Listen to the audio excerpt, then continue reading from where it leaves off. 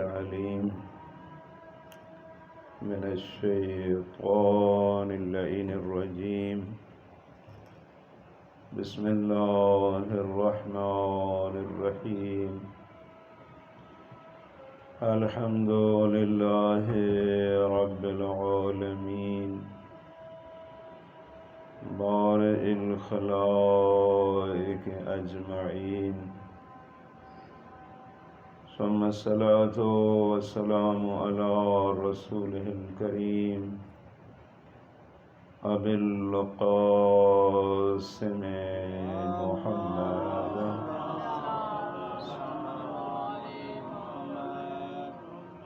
وعلى آله الطيبين الطاهرين المعصومين الذين قال الله تعالى في شانهم: إنما يريد الله ليذهب عنكم الرجس أهل البيت ويطهركم تطهيرا.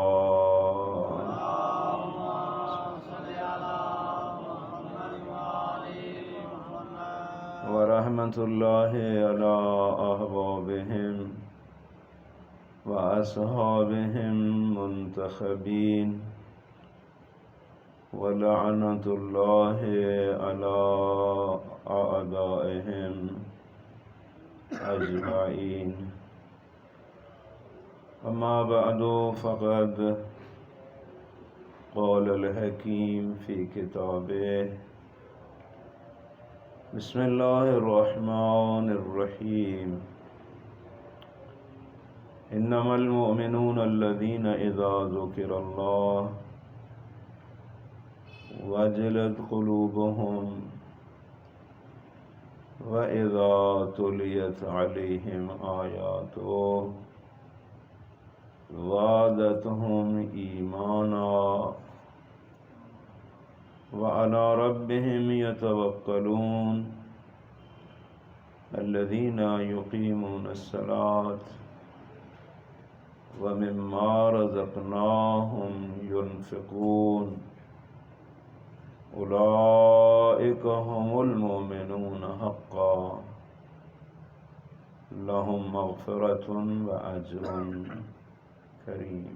صلوات پڑھیں. اللہم صلی علی محمد وآل محمد. سب سے پہلے التماس دعا ہے، دعا کریں خداوند عالم کی ذات مولانا سید نذیر حسین کو صحت و سلامتی عطا فرمائے اور مستری ریاض حسین کی بصیرت اور بصارت میں اضافہ فرمائے.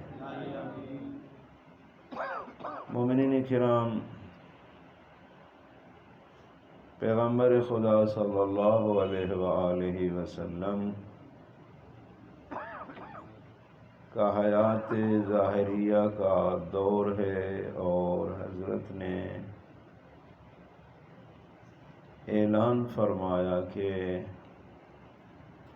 جبرائیل امین نے مجھے چند اپنے ایسے صحابہ کرام کے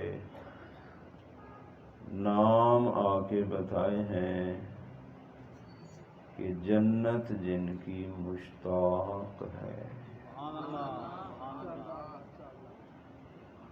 لیکن مصلحت کے تحت حضرت نے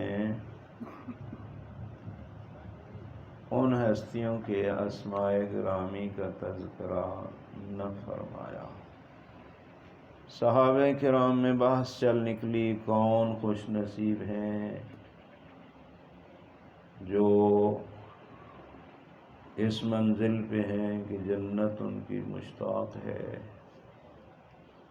اپنے ذہن کے مطابق جن کو بڑا سمجھتے تھے ان کے پاس گئے کہ حضرت پتہ تو کرو، آپ کا نام اس لسٹ میں ہے کہ جنت جن کی مشتاق ہے. کہنے لگے نہیں جاتے، کیونکہ اگر نہ ہوا تو پھر جو ہمارا مقام بنا ہوا ہے وہ بھی بالآخر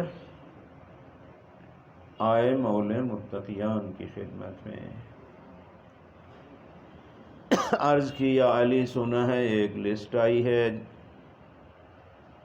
ان لوگوں کی کہ جنت جن کی مشتاق ہے، ذرا آپ تو پتہ کریں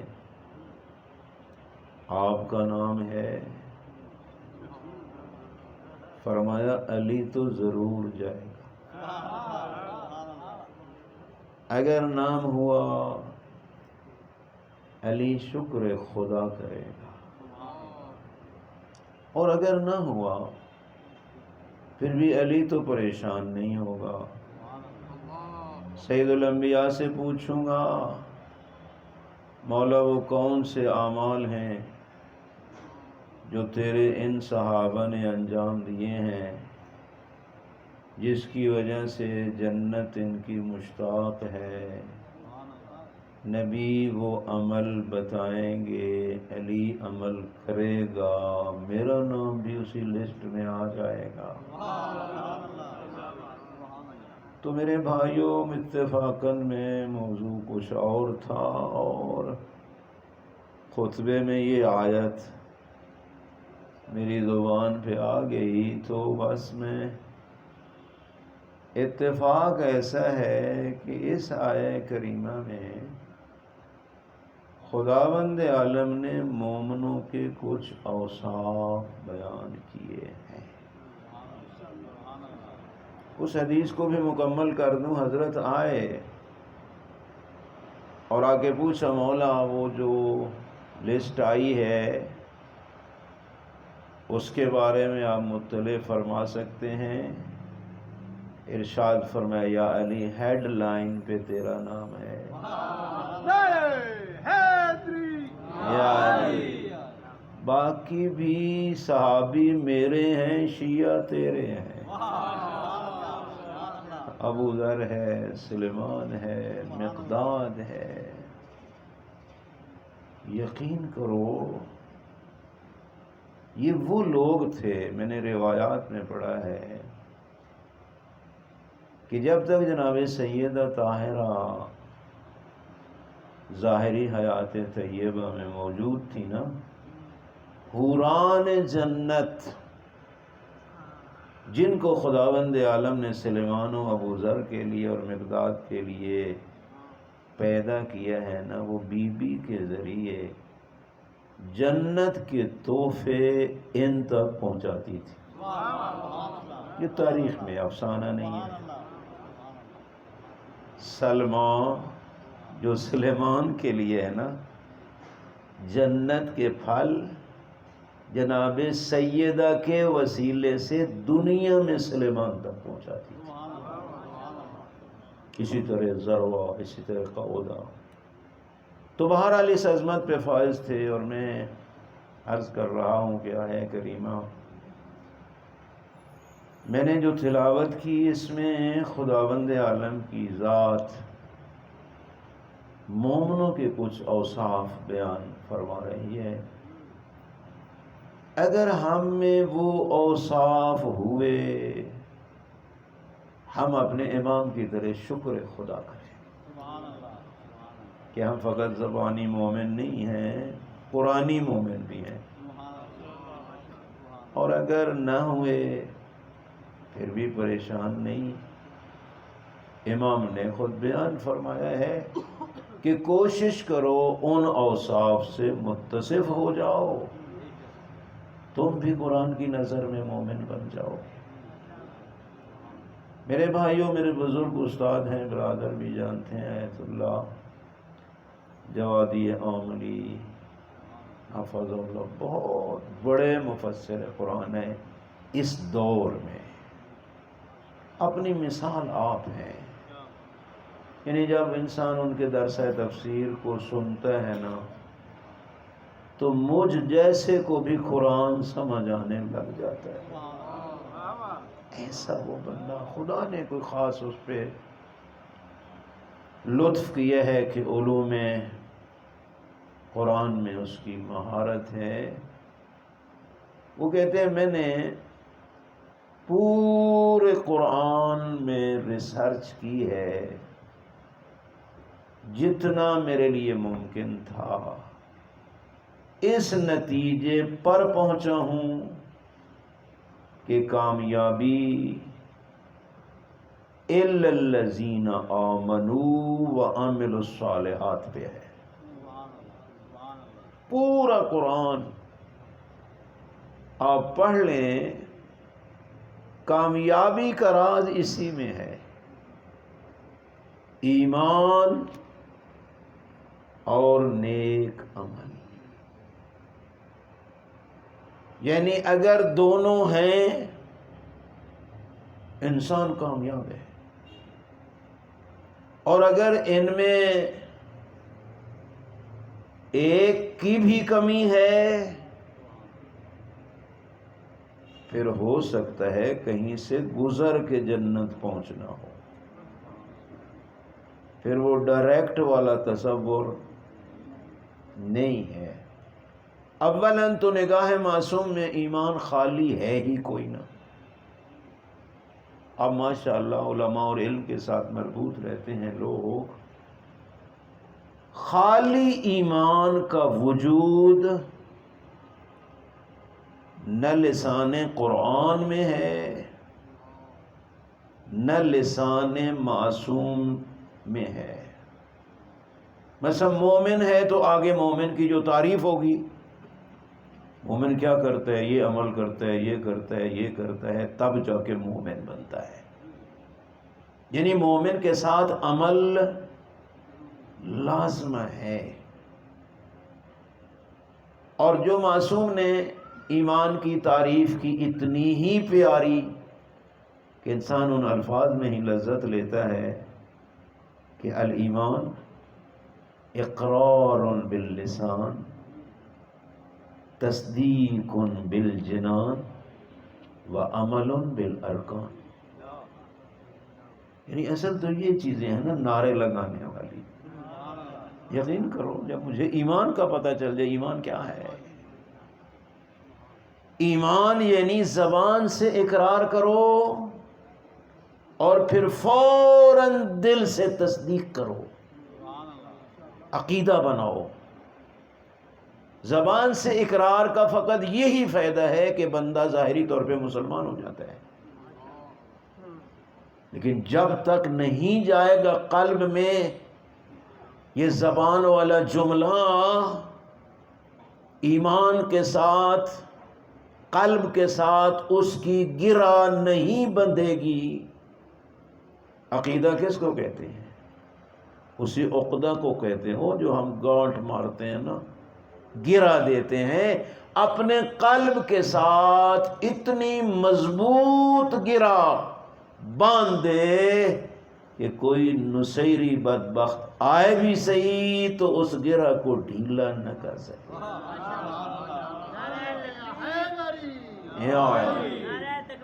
اللہ اکبر یا رسول اللہ یا علی۔ اور پھر فقط یہاں نہیں، جب یہاں آ گیا تو پھر عمل بالارکان۔ یہ جو تیرے اعضاء ہیں ان کو ارکان کہا جاتا ہے۔ ارکان بدن، زبان ہے، ہاتھ ہے، پاؤں ہے، کان ہے، یہ سارے ارکان بدن ہیں، یہ عمل کرتے ہوئے نظر آئیں تو پھر ایمان کامل ہے۔ اور اگر ان میں کچھ بھی نہیں، ایک ایک ہے، نہیں، پھر ایمان نہیں ہے۔ امیر المومنین علیہ السلام جن کو ہم کل ایمان کہتے ہیں، نہج البلاغہ میں حضرت کا وہ جملہ آج بھی ہماری ہدایت کے لیے موجود ہے کہ حضرت نے فرمایا بالصالحات یستدل علی الایمان۔ نیک عمل سے پتہ چلے گا بندے کے اندر ایمان کی رتی ہے۔ عمل نیک دلیل ہے ایمان کی۔ اس یہ خالی ایمان، معصوم نے سخت مذمت کی ہے اس چیز کی۔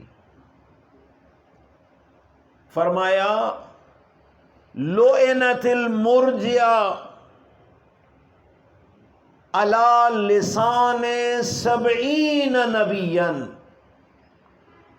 اذ یقولون الایمان قول بلا عمل۔ صادق آل محمد کا ارشاد ہے، صلی علی محمد و آل محمد، کہ مرجئہ پہ 70 نبیوں نے لعنت بھیجی ہے۔ لعنت المرجئہ علی لسان 70 نبیا، 70 نبیوں نے مرجئہ پہ لعنت بھیجی ہے۔ بھئی وہ مرجئہ کیا بلا ہیں؟ فرمایا اذ یقولون الایمان قول بلا عمل، ان کا یہ عقیدہ تھا کہ ایمان بس زبان سے کلمہ پڑھ لینا یہی ہے، آگے عمل کی ضرورت نہیں ہے۔ یہ مرجئہ ہیں، 70 نبیوں نے لعنت بھیجی۔ اور معصوم امام جعفر صادق علیہ السلام کا ارشاد ہے کہ اپنے ان جوانوں کی خبر لو قبل اس کے کہ یہ مرجئہ کے جال میں پھنسیں۔ اور میرے بھائیوں، آج میرے معاشرے کا ڈھیر سارا حصہ مرجئہ بن چکا ہے۔ نہیں ضرورت عمل کیا کرنا ہے، ایک نظریہ بن چکا ہے میرے بھائی۔ ایک بندہ اہل تسنن میں سے تھا، شیعہ ہو گیا، یا بیتی عرض کر رہا ہوں۔ میں نے کہا یار شیعہ ہو گیا ہے تو یہاں نماز ہوتی ہے، نماز میں آیا کر۔ کہا واہ مولوی صاحب، جو نمازاں پڑھنی ہیں تو پھر ادھے تھوڑی ہیں سن، میں تو آیا ہی اس واسطے ہیں کہ ادھے لوڑ ہی کا ہی نہیں۔ یہ ہمارا تعارف ہے۔ اس لیے میرے بھائیوں اور بزرگوں، معصوم نے وارننگ دی کہ اپنے جوانوں کی خبر لو قبل اس کے کہ یہ مرجئہ کے جال میں پھنسیں۔ امام محمد باقر علیہ السلام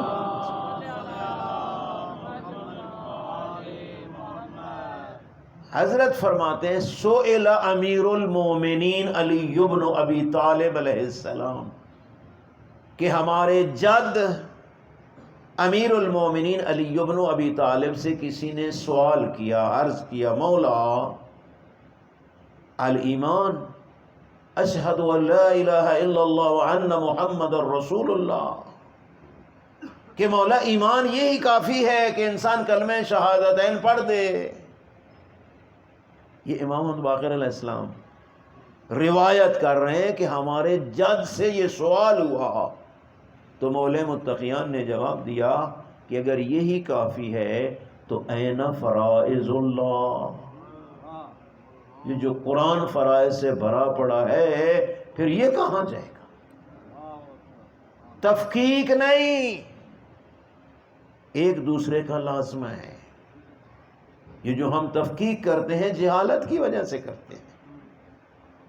لازمہ ایمان، مومن ہوتا ہی وہی ہے۔ بلکہ میں کل وہاں جنڈ میں تفسیر فصل الخطاب امام خمسہ کے لیے گئے، تو علامہ علی نقی علیہ رحمہ کی کتاب تفسیر جو ہے نا فصل الکتاب، بہت اچھی خزانہ ہے واقعا علوم کا۔ پہلی مرتبہ میری نگاہ سے فقط میں نے ان کا مقدمہ پڑھا، حیران رہ گیا کہ کتنا بحر العلوم انسان تھا، اور بے قدرے لوگوں نے پہچانا نہیں، برے صغیر والوں نے نہیں پہچانا، یقین کرو۔ بلکہ مجھے وہاں ایک عالم دین ملے اور وہ کہہ رہے تھے کہ ہم آیت اللہ جوادی عاملی کے درس تفسیر میں تھے، تو انہوں نے روح کی کوئی مثال پیش کرنا تھی، تو وہ پریشان تھے کہ میں کس طرح اس کو بیان کروں تو ایک ہندوستانی طالب علم نے کھڑے ہو کے علامہ علی نقی علیہ رحمہ کا قول نقل کیا کہ علامہ اس کی یوں مثال دیا کرتے تھے. آغا جوادی عاملی خاموش رہ گئے، فرمانے لگے اتنے علم کے پہاڑ ہندوستان میں. میرے بھائیو اتنی بڑی شخصیت. تو وہ مقدمے میں ارشاد فرما رہے تھے، میں نے دیکھا یہ پرسوں کی بات ہے کہ پورے قرآن میں تنہا کہیں تذکرہ ہو کہ ایمان پہ نجات ہے دکھاؤ، ایسا ہے ہی نہیں. یہ پھر خداوند عالم کا لطف ہے کہ جو بے ایمان بھی کام کرتا ہے نا، چنگا کام کرتا ہے، تو اللہ اس کا اجر بھی ضائع نہیں کرتا. یہ خداوند عالم کا ایک نظام ہے، نظام عدل ہے.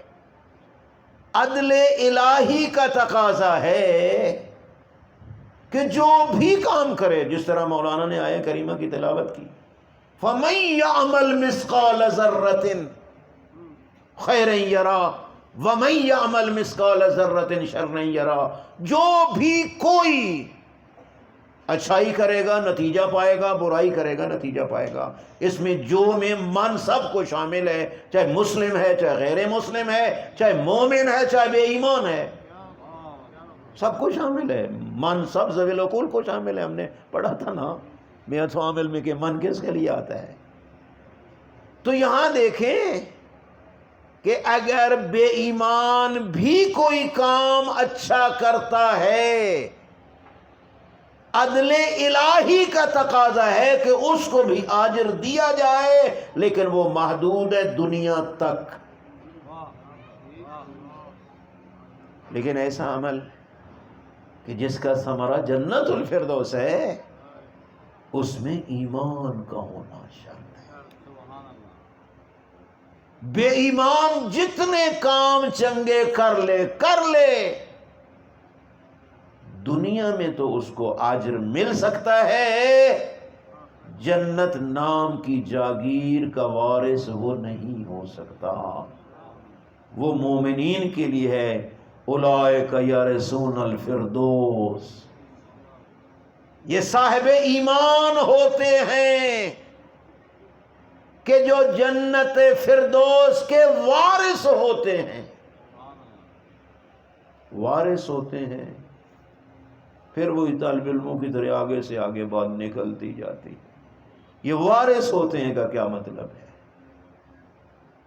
وارث مومن جنت کے وارث ہوتے ہیں. آپ جانتے ہیں میراث کہاں چلتی ہے؟ میراث وارث، بابا گیا بیٹا وارث. یہی ہے نا، کسی کی جائیداد کا بندہ وارث ہوتا ہے، جو اپنی ہوتی ہے اس کا تو مالک ہوتا ہے. تو یہاں یرثون الفردوس، مومن جنت فردوس میں وارث بھی ہوتے ہیں. معصوم سے پوچھا گیا، مولا پھر یہ وارث کا مطلب کیا ہے؟ فرمانے لگے دیکھو جتنے ہی لوگ ہیں نا، ان کا ایک جنت میں بھی مقام ہے، ایک جہنم میں بھی ہے. توجہ کرنا، ہر انسان کے لیے اللہ نے ایک جنت میں مقام بنایا ہے، ایک جہنم میں، کہ اگر تو بندہ بنے گا تو یہ جنت میں تجھے مقام ملے گا، اگر گندا بنے گا تو تو جہنم میں اس جگہ رہے گا. تو جو بندے کافر ہیں، بے ایمان ہیں، ان کا ایک مقام جنت میں خدا نے بنایا تھا اگر ایماندار ہو کے زندگی گزارتے. لیکن چونکہ وہ بے ایمان ہوئے تو جو ان کی بھی جگہ جنت میں ہے، خدا جنتی مومن کو اس کا وارث بھی بنا دے گا. ایک نظام ہے، یرثون الفردوس۔ تو میرے بھائی اور بزرگوں، جنت جس کا نام ہے اس میں ایمان شرط ہے، اور ایمان میں ولایت معصوم بنیادی عنصر ہے، انتہا ہے۔ ایک حدیث سید الانبیاء فرماتے ہیں، صلوات پڑھ لیں، اللہم صلی علی محمد،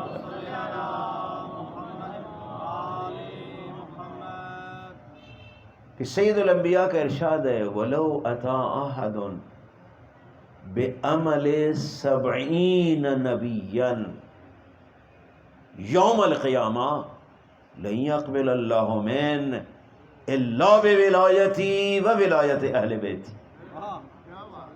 سید الانبیاء نے ارشاد فرمایا، اگر کوئی بندہ 70 نبیوں جتنی نیکیاں لے آئے، 70 نبیوں نے جتنے نیک کام کیے، اگر ایک بندہ اتنی نیکیاں کر کے میدان معاشر میں آ جائے، سید الانبیاء نے فرمایا اللہ کی ذات اس بدبخت کی یہ نیکیاں بھی قبول نہیں کرے گا جب تک میری ولایت اور میری اہل بیت کی ولایت کا قائل نہیں ہوگا۔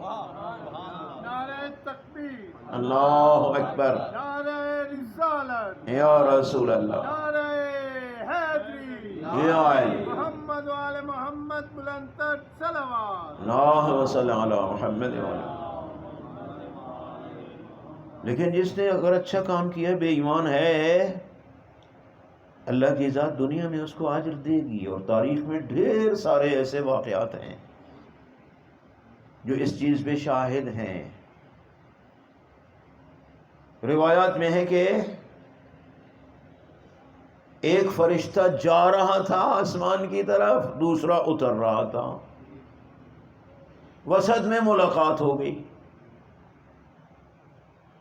کہ جو آ رہا تھا، بھائی کہاں جا رہا ہے؟ جی میں جا رہا ہوں، ایک مومن ہے، غریب ہے، مسکین ہے، کئی دن سے اس کے گھر میں فاقہ ہے، آج انہیں کہیں سے کوئی الف یعنی یہ کوئی سبزی ملی ہے، ساگ کہہ دیں، ایسی چیز ملی ہے، اور وہ پکا رہے ہیں، اور اس کے بچے پاس بیٹھے ہیں، خوش بیٹھے ہیں کہ تھوڑی دیر کے بعد ہمیں آج تو یہ کھانا مل جائے گا، مجھے حکم ہے جا اس کو انڈیل دے۔ تو کہاں سے آ رہا ہے؟ کہا ایک بادشاہ جو فلاں بادشاہ ہے، دشمن خدا، بیمار ہو گیا، ڈاکٹروں نے معائنہ کیا تو کہا وصیت کر لو، بچتے نہیں ہو۔ کہا کیا روئے زمین پہ کوئی میرا علاج نہیں؟ کہا علاج تو ہے لیکن اس کا حاصل کرنا بڑا مشکل ہے۔ وہ کیا علاج ہے؟ کہا سمندر کی تہ میں ایک مچھلی ہے، اس کے اندر ایک در ہے، تیرے مرض کا وہ علاج ہے۔ کہاں؟ سمندر کی تہ سے آئے وہ ساحل پہ، اور اس سے وہ در نکلے اور تیرے مرض کا علاج ہو جائے، یہ ممکن نہیں۔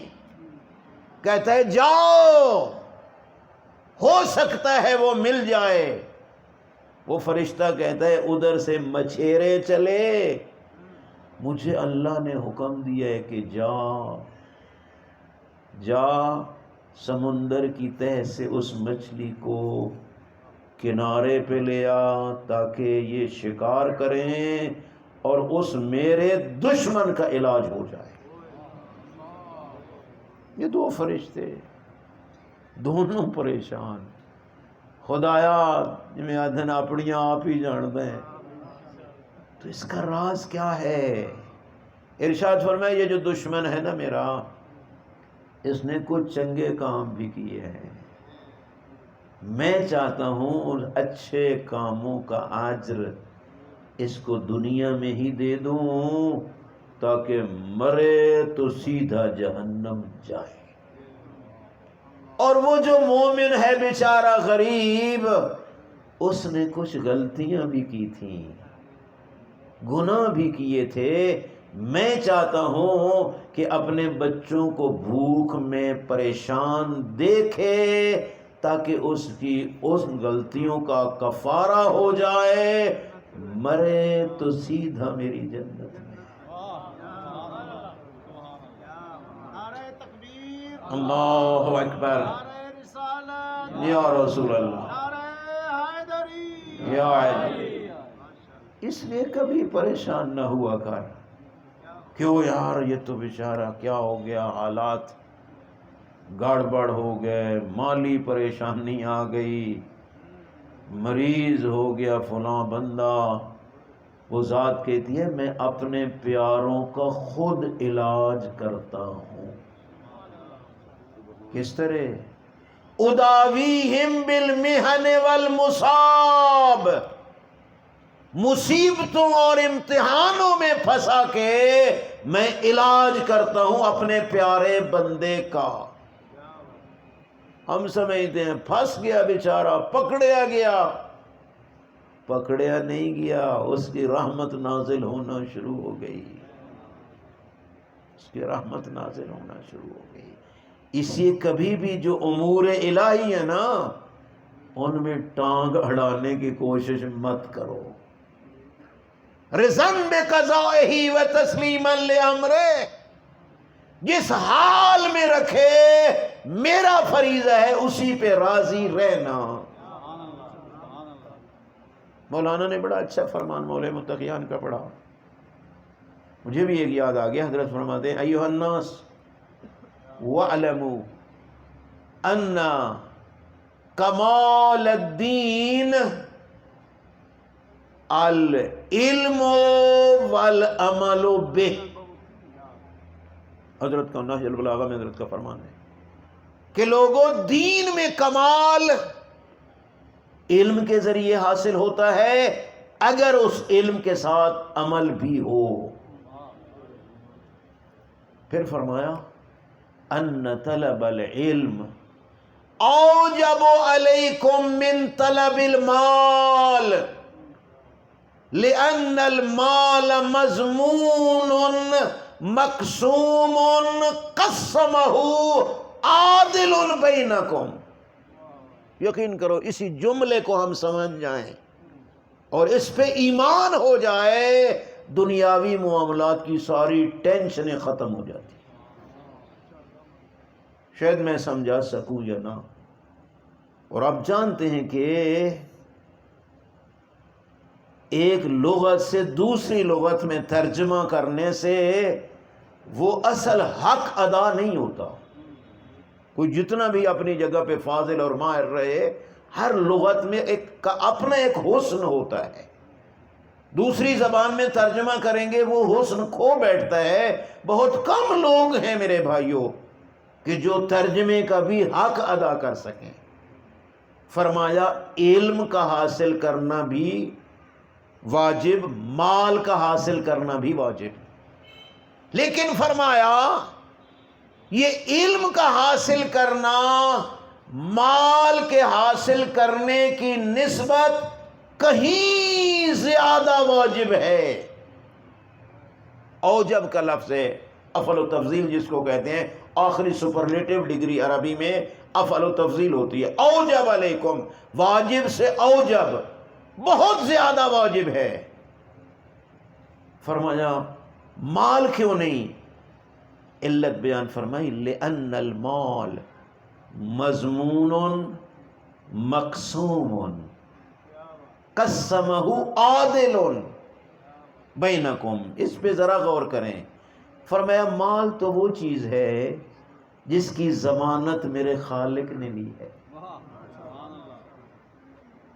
اور اس نے تقسیم کیا ہے، اور تقسیم جس ذات نے کیا ہے وہ ذات عادل ہے۔ عادل اصول دین سے ہے۔ عادل کس کو کہتے ہیں؟ کہ جس کا جو حق ہے وہی دے دینا عدل ہے، وہ نہ دینا ظلم ہے۔ جب امیر المومنین فرماتے ہیں کہ رزق تقسیم کیا ہے ایک عادل ذات نے، تو پھر میری ٹینشن کیوں کہ میرے پاس تھوڑا کیوں ہے اور فلاں کے پاس زیادہ کیوں ہے؟ عادل کی تقسیم ہے۔ اور یقین کرو جب انسان کا اسی پہ ایمان ہو جائے کہ یہ جو مجھے مل رہا ہے یہ اس عادل کی تقسیم ہے، میرے بھائیوں جو مجھے آپ دے رہے ہیں، فرض کرو جب عادل کی تقسیم ہے تو میں اس نیاز پہ لڑتا مرتا کیوں؟ جب عادل کی ہے۔ اور یہ بھی دیکھیں، یہ وہ ہستی بیان فرما رہی ہے امیر المومنین کہ رزق تقسیم کیا ہے عادل نے۔ لیکن کیا ہم بھی علی ابن ابی طالب جو کہہ رہے ہیں اس پہ ہمارا ایمان ہے؟ ہم تو کہتے ہیں دیندہ ہی مولا تے وڈیندہ ہی مولا۔ میں تو سیدھی بات کرنے کا عادی ہوں، نہیں پردے دے سکتا۔ اور میرے بھائیوں اور بزرگوں، رازق بھی وہی ہے، مقسم الارزاق بھی وہی ہے جو علی کو بھی رزق دیتا ہے۔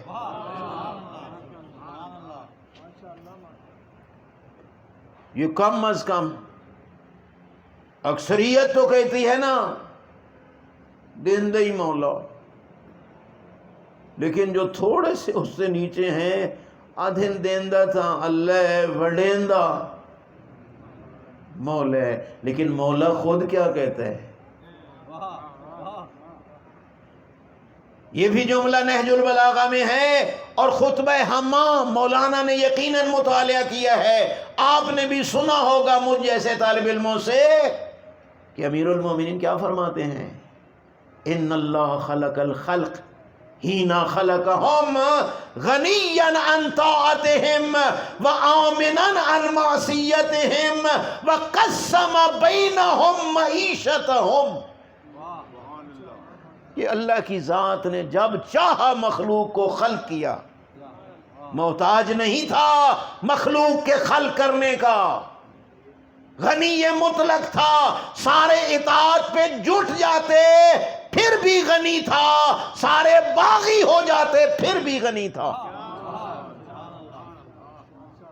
غنیاً عن طاعتہم، مخلوق کی اطاعت سے غنی مطلق تھا، یعنی محتاج نہیں تھا کہ یہ میری اطاعت کرے تو تب گزارا ہوتا ہے، نہیں۔ اومنن عن معصیتہم، ان کی معصیت بھی اس کا کچھ نہیں بگاڑ سکتی تھی، وہ امن میں تھا۔ پوری مخلوق مخالفت کرے اللہ پہ کوئی منفی اثر نہیں پڑتا، جس پہ اثر پڑتا ہے وہ مخلوق ہوتی ہے، خالق نہیں۔ اللہم صلی علی محمد۔ حضرت فرماتے ہیں جب پیدا کیا قسم بینہم معیشتہم، پیدا کرتے ہی مخلوق کے رزق کو ان میں تقسیم کر دی۔ غور کرو، پیدا کیا مخلوق کو، پیدا کرتے ہی روزی کے اسباب کو ان میں تقسیم کر دیا۔ یہ کون کہہ رہا ہے جس کو ہم مقسم ارزاق مانتے ہیں؟ کیا ہے ہمارے عقیدے؟ کیا ہے ہم شیعہ علی ابن ابی طالب کہ جو امیر المومنین کہتے ہیں اس کی بات کو ماننے کے لیے تیار نہیں ہیں؟ کیا اکثر کا عقیدہ یہی نہیں ہے کہ مولا وڈیندے؟ نہیں ہو میرے بھائیوں اور بزرگوں، وہی خالق۔ امیر المومنین کہتے ہیں کہ جب پیدا کیا روزی کے اسباب کو تقسیم کر دیا کہ اس نے مزدوری سے کمانا ہے، اس نے نوکری سے کمانا ہے، اس نے زمیندارے سے کمانا ہے، اس نے فلاں طریقے سے کمانا ہے، اس وقت سے ہی اس ذات نے اسباب کو تقسیم کر دیا۔ ہم سمجھتے ہیں اس طرح تقسیم کرتا ہے جس طرح ہم نیاز کے چاول دیتے ہیں نا، جو ہم جھلوں کو سنائی یہی بات ہو جاتی ہے کہ کھڑے ہیں مولے متقیان یوں کر رہے ہیں، ادھر ادھر ادھر، کیا کر رہے ہو؟ جی میں رزق پہ بٹینا۔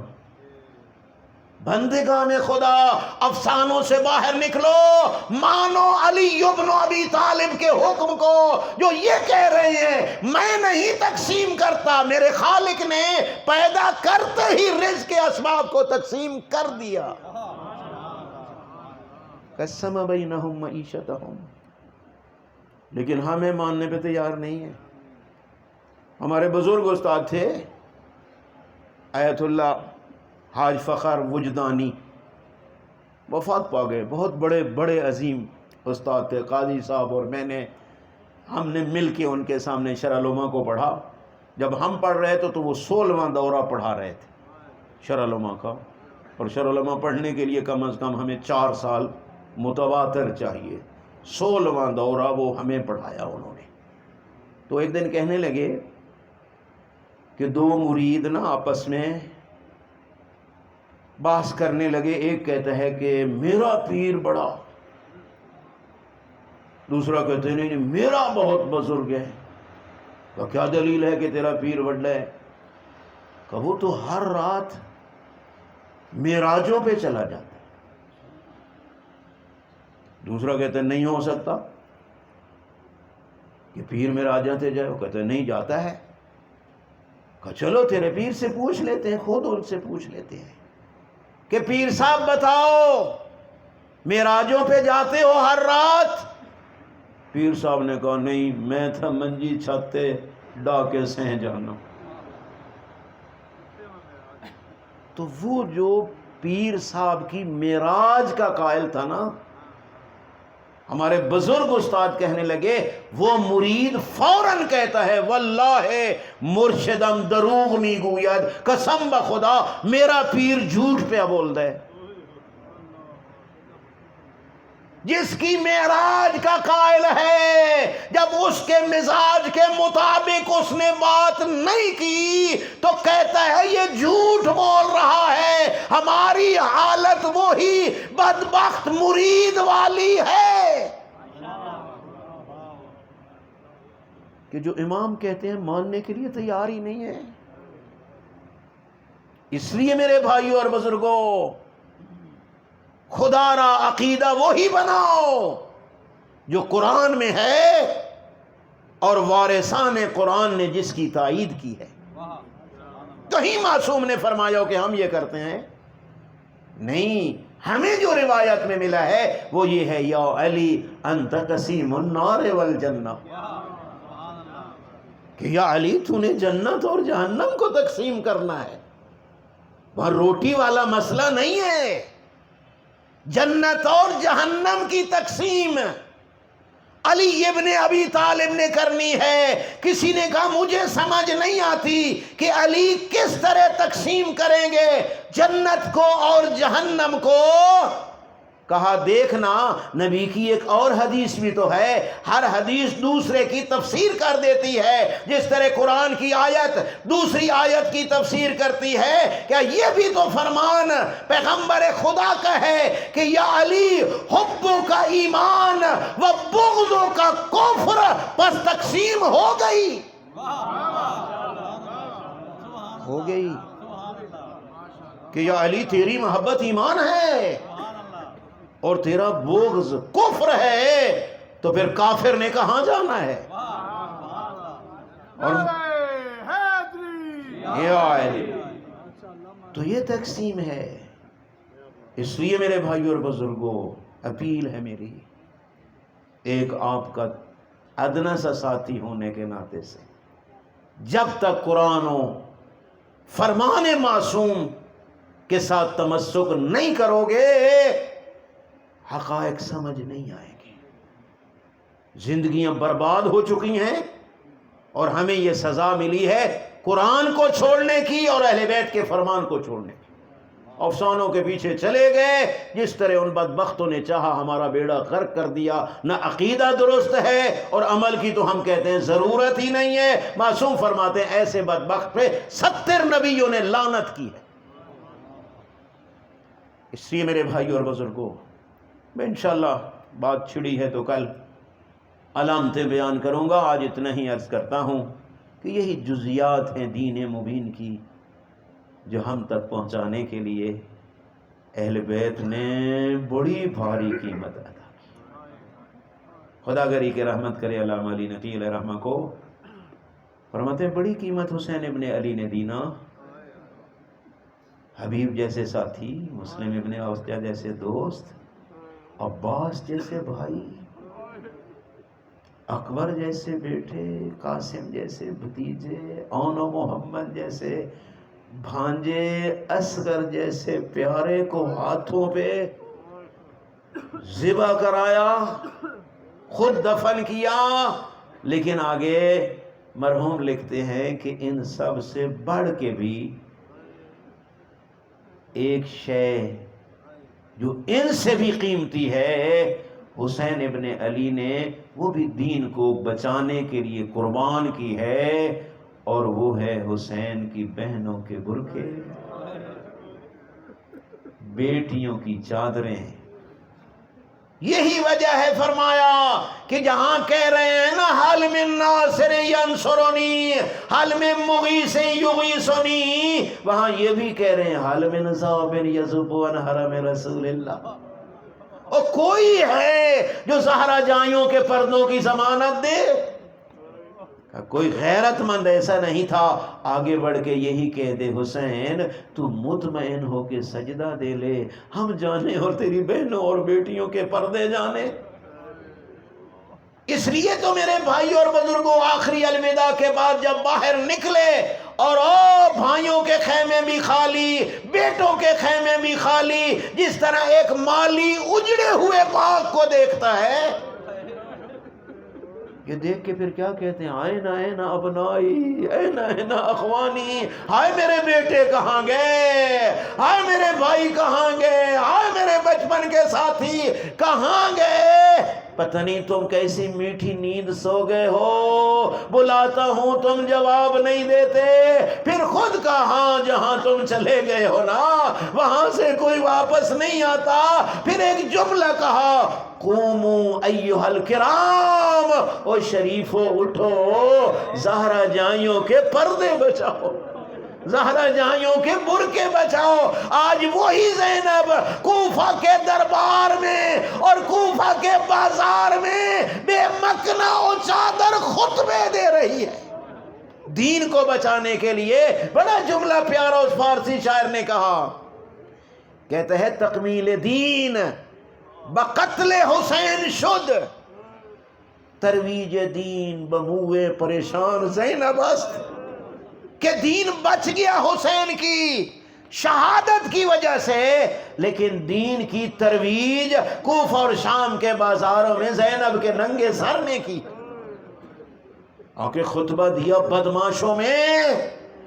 میرے بھائیوں، آپ جانتے ہیں کہ بات کرنا، خطبہ دینا، اس کے لیے ایک ماحول چاہیے، لیکن معجز نما کی بیٹی نے جب کہا نا اس کو تو چپ ہو جاؤ، تاریخ میں ہے کہ اونٹوں کے گلے میں جو گھنٹیاں تھیں نا وہ بھی خاموش ہو گئیں۔ اب زینب نے اپنے بابے کے لہجے میں خطبہ شروع،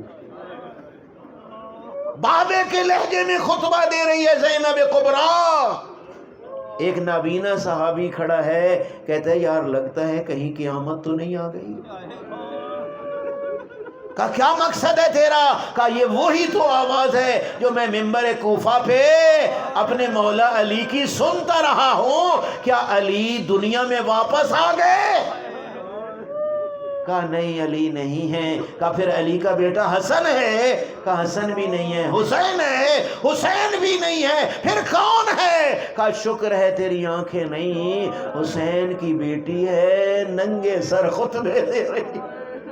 یہ جملہ سننا تھا۔ نابینا کہتا ہے یا علی تیرا شکریہ، تیری مہربانی۔